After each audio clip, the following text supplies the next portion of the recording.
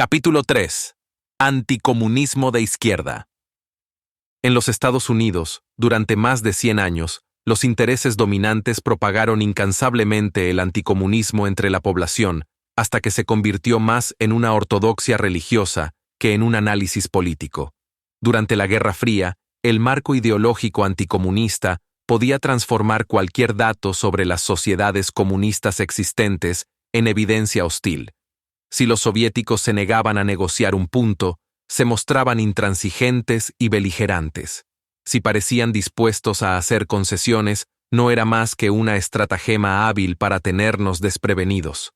Al oponerse al desarme, habrían demostrado su intención agresiva, pero cuando de hecho apoyaron la mayoría de los tratados de armamento, fue porque eran mendaces y manipuladores. Si las iglesias en la URSS estaban vacías, eso demostraba que la religión estaba suprimida. Pero si las iglesias estaban llenas, eso significaba que la gente estaba rechazando la ideología atea del régimen. Si los trabajadores se declaraban en huelga, como sucedía en contadas ocasiones, esto era evidencia de su alejamiento del sistema colectivista. Si no se declaraban en huelga, era porque estaban intimidados y carecían de libertad. Una escasez de bienes de consumo demostró el fracaso del sistema económico. Una mejora en los suministros al consumidor solo significaba que los líderes estaban tratando de aplacar a una población inquieta y así mantener un control más firme sobre ellos.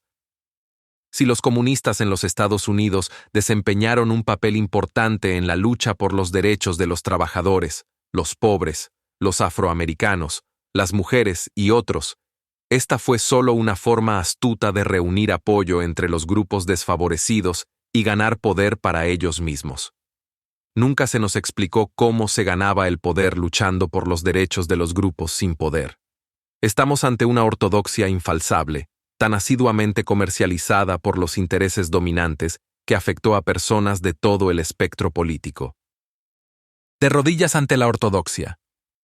Gran parte de la izquierda estadounidense ha exhibido tanta hostilidad antisoviética y provocación anticomunista que bien podría compararse con la enemistad y crudeza de la derecha.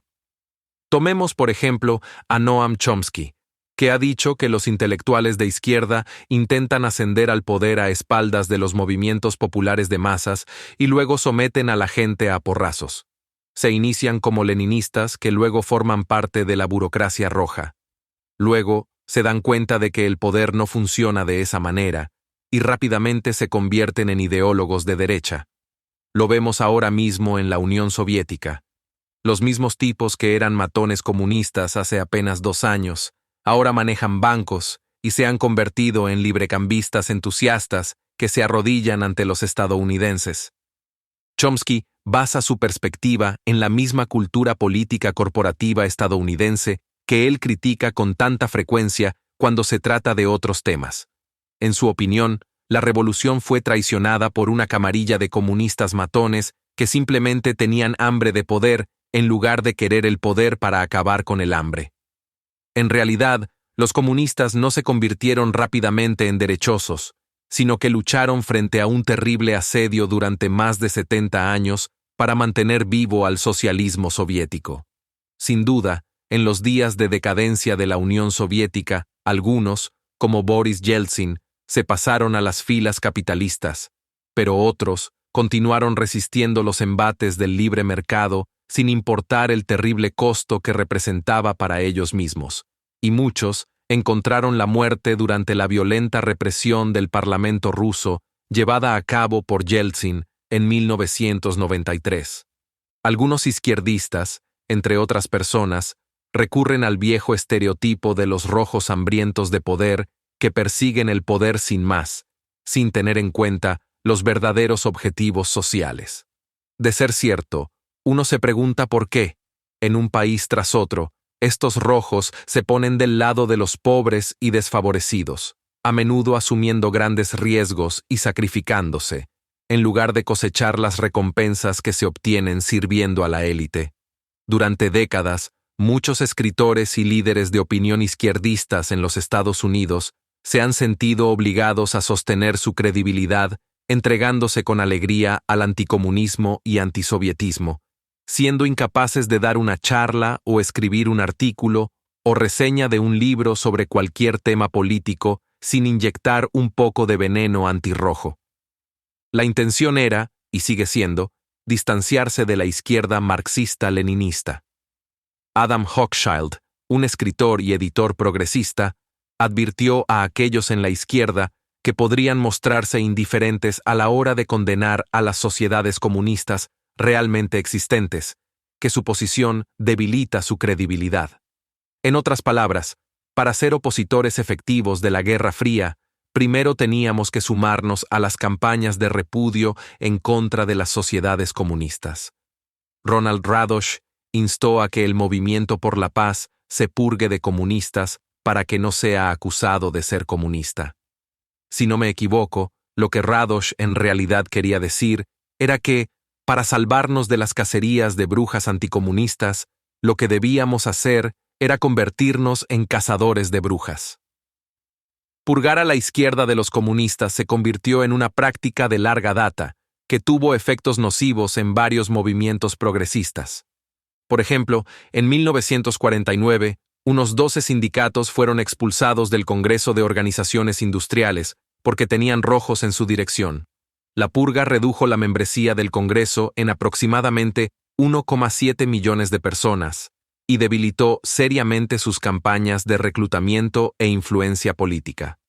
A fines de la década de 1940, para evitar ser difamados como rojos, Americans for Democratic Action, ADA, un grupo supuestamente progresista, se convirtió en una de las organizaciones más abiertamente anticomunistas.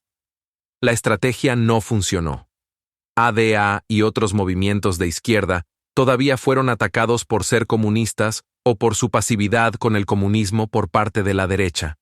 Entonces y ahora, muchos en la izquierda no se han dado cuenta de que aquellos que luchan por el cambio social en nombre de los elementos menos privilegiados de la sociedad serán atacados por las élites conservadoras, sean comunistas o no. Para los intereses dominantes, hay poca diferencia si su riqueza y poder son desafiados por comunistas subversivos o por leales liberales estadounidenses. Todos son, para ellos, igualmente abominables. Incluso cuando atacan a la derecha, los críticos de izquierda no pueden dejar pasar la oportunidad de exhibir sus credenciales anticomunistas. Por ejemplo, Mark Green escribe en una crítica al presidente Ronald Reagan que, cuando se le presente una situación que desafíe su catecismo conservador como un marxista-leninista dogmático, Reagan no cambiará de opinión, sino que alterará los hechos. Mientras profesan una dedicación a la lucha contra el dogmatismo, tanto de la derecha como de la izquierda, las personas que realizan tales genuflexiones de rigor refuerzan el dogma anticomunista. Acusar a los izquierdistas de rojos ha contribuido para que ellos tomen parte en el clima de hostilidad que ha dado a los líderes estadounidenses carta abierta para librar guerras calientes y frías contra países comunistas, en los cuales, incluso hasta hoy día, es difícil promover agendas izquierdistas o progresistas. George Orwell es el prototipo del antirrojo aparentemente izquierdista. Durante la Segunda Guerra Mundial, mientras la Unión Soviética luchaba por su vida contra los invasores nazis en Stalingrado, Orwell anunció que la voluntad de criticar a Rusia y Stalin es la prueba de honestidad intelectual. Es lo único que desde el punto de vista de un intelectual literario es realmente peligroso.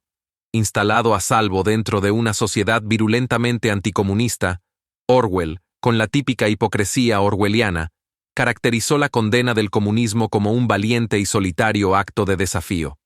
Hoy, su progenie ideológica sigue en ello, ofreciéndose como intrépidos críticos izquierdistas de la izquierda, librando una valiente lucha contra las imaginarias hordas marxistas, leninistas, estalinistas.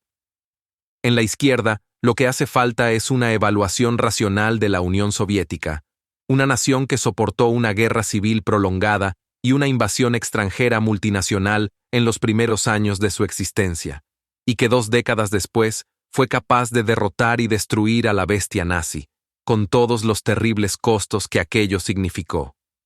En las 3 décadas posteriores a la revolución bolchevique, Los soviéticos lograron avances industriales equivalentes a los que el capitalismo tardó un siglo en lograr, mientras alimentaban y educaban a sus hijos, en lugar de ponerlos a trabajar 14 horas al día, como lo hicieron y aún lo hacen los industriales capitalistas en muchas partes del mundo. Y la Unión Soviética, junto con Bulgaria, la República Democrática Alemana y Cuba, brindaron asistencia vital a los movimientos de liberación nacional en países de todo el mundo, entre los que podemos contar al Congreso Nacional Africano de Nelson Mandela en Sudáfrica. Los anticomunistas de izquierda se mostraron deliberadamente indiferentes a los dramáticos logros obtenidos bajo el comunismo por masas de personas previamente empobrecidas. Algunos incluso despreciaban tales logros.